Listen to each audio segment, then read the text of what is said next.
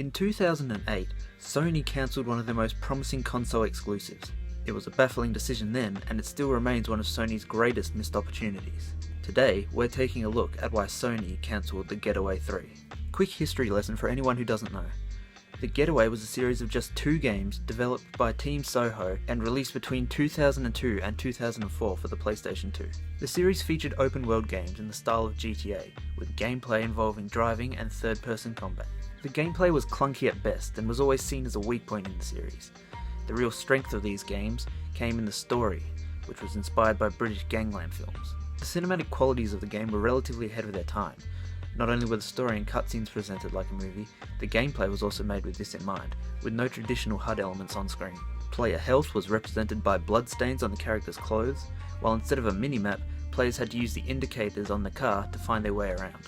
The first game was successful enough to warrant a sequel, and despite mixed reviews, The Getaway Black Monday also received the sequel treatment.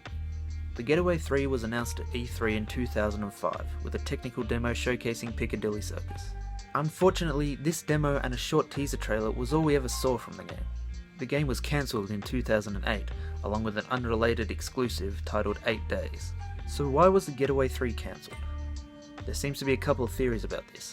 One theory is that the game was cancelled by Sony Computer Entertainment Worldwide President Shuhei Yoshida because the game lacked any kind of online multiplayer. At this time, the PS3 was just a year old. One of the big new features introduced with the PS3 was the PlayStation Network, and for the first time in the console's history, online play was to be the next big thing, so it's understandable that Sony would want its exclusives to take advantage of this.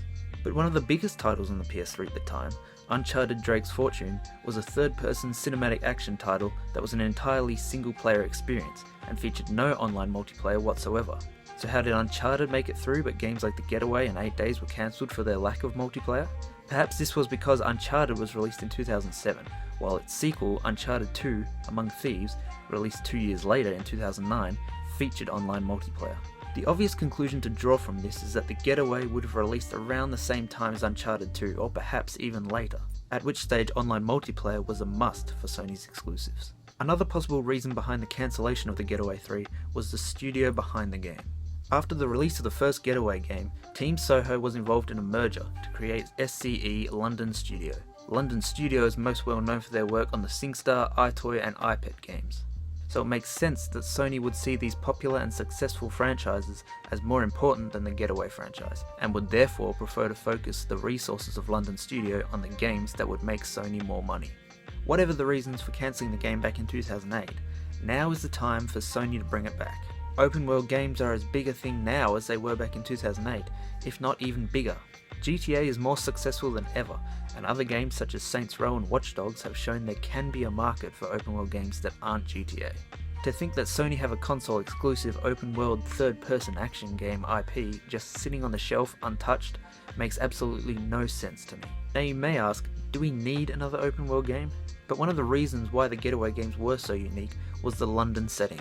Not only were the games set in London, but the insane attention to detail meant that playing the game actually felt like driving around the streets of an almost exact replica of the city. Having an open world game set outside of the US would be a welcome change, and is something that fans have been asking for. With Rockstar saying no to setting GTA 6 in London, the door is wide open for the Getaway to swoop. So will we be seeing a new Getaway game in the years to come? I doubt it. Sony left this series behind 10 years ago and haven't looked back. But they should. The Getaway offers everything successful games are made of, and with the right team, time and budget behind it, this could be another brilliant game for Sony to add to their strong lineup of PlayStation exclusives. Thanks for watching guys. Remember, like, comment, subscribe, share the video around, follow us on Twitter at AUKS Social. But until next time, I guess I'll see you later.